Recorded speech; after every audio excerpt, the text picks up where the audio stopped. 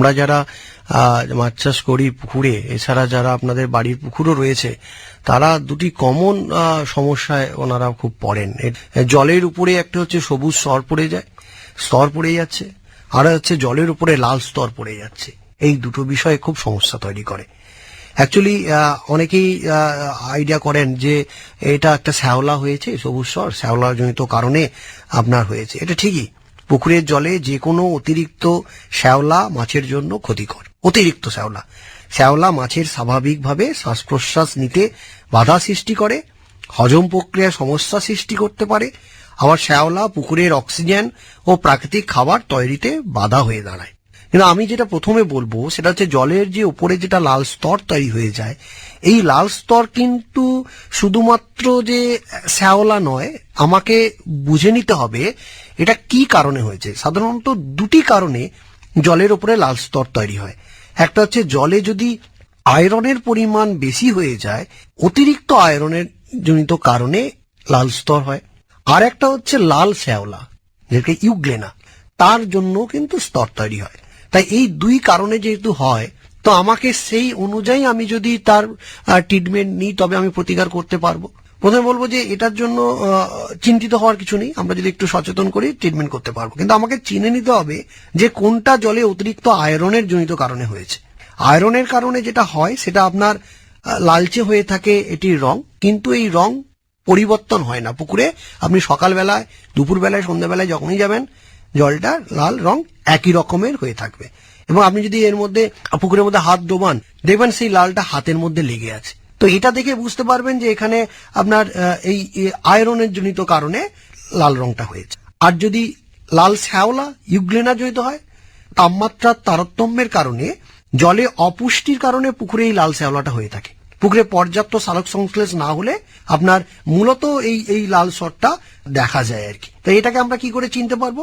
না, এই ধরনের স্তর দিনের বেলায় সূর্যলোকের উপস্থিতিতে লালচে বাদামি বর্ণ ধারণ করে থাকে, কিন্তু যখন আস্তে আস্তে সন্ধে নামতে থাকে তখন এটা কিন্তু ওই বাদামি রংটা সবুজ বাদামি রং হতে থাকে, সবুজ বা হালকা বাদামি রং হতে থাকে, মানে একটা কালারের পরিবর্তন হচ্ছে। আয়রনের ক্ষেত্রে সবসময় কিন্তু আপনি লাল রং পাচ্ছেন, এখানে কিন্তু পরিবর্তন ঘটছে।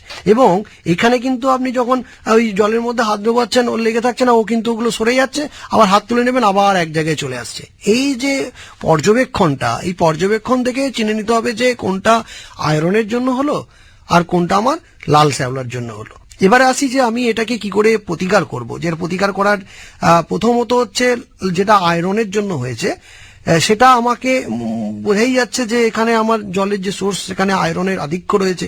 তো আমাকে করতে হবে কি না, জলটা যখন প্রবেশ করছি তখন ওই একটা নালাতে আমাকে কিছু, যদি একদম আমাদের সোজা সহজ বাংলা ভাষায় ঘরোয়া পদ্ধতি, ধানের খড় বিছিয়ে যদি আমরা জলটাকে প্রবাহিত করে ফেলতে পারি, এই যে ঘাস বা ধানের খড়, ওই জল যেখানে যাচ্ছে ওই জায়গাতে, এরা কি করে, এরা এই আয়রনটাকে শোষণ করে নিতে পারবে। তখন আমরা এখানে কিন্তু যে জলটা পাবো ওটা কিন্তু পরিশ্রুত টাইপের আমরা জল পেতে পারবো।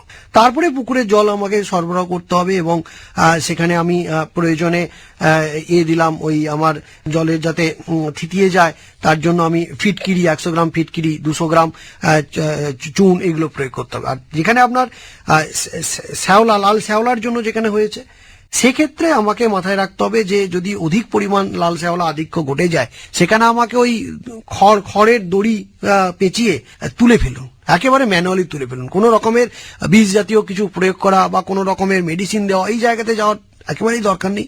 ম্যানুয়ালি ওটাকে তুলে ফেলুন যতটা পারা যায়। এবং তুলে ফেলার পরে ওই পুকুরে ওখানে আপনি ওই চুন প্রয়োগ করতে হবে, 250 গ্রাম প্রতি ডেসিমিলারে চুন প্রয়োগ করা। এবং তারপরে সেখানে আমাকে একটু সার দিতে হবে, ইউরিয়া সার 150 গ্রাম ইউরিয়া সার আর সিঙ্গেল সুপার ফসফেট 70 থেকে 75 গ্রাম দিয়ে আমি যদি এটাকে রেখে দেওয়া যায়, তারপরে আস্তে আস্তে করে আমরা দেখবো যে এই যে লাল স্বরের যে সমস্যাটা সেটা কিন্তু আস্তে আস্তে চলে যাবে। আর সবুজ স্বরের যেটা, সেটা তো আপনারা সকলেই বুঝতে পারছেন, এটা অধিক পরিমাণ আপনার ওই সবুজ শ্যাওলা তৈরি হয়ে গিয়েছে। আমাকে ওই সার প্রয়োগটা সাময়িক বন্ধ রাখতে হবে, খাদ্য প্রয়োগটা সাময়িক বন্ধ রাখতে হবে, এবং এক্ষেত্রে আমাকে একটু চুনের পরিমাণটাকে বাড়িয়ে দিতে হবে। এই দুটো পদ্ধতি যদি আমরা অবলম্বন করি, এই সবুজ স্বর আর লাল স্বর নিয়ন্ত্রণ করতে পারবো। আর সবুজ স্বরের ক্ষেত্রে আমি বলবো যে আপনারা একটু সিলভার কাম মাছ টেনে রাখুন, ও তো ন্যাচারালি ভাবে ওই সবুজ স্বর খেয়ে ওটাকে পরিষ্কার করে রাখে। তো এইরকম যদি আমরা উপায় নিতে পারি তো এটা কোনো চিন্তার বিষয়।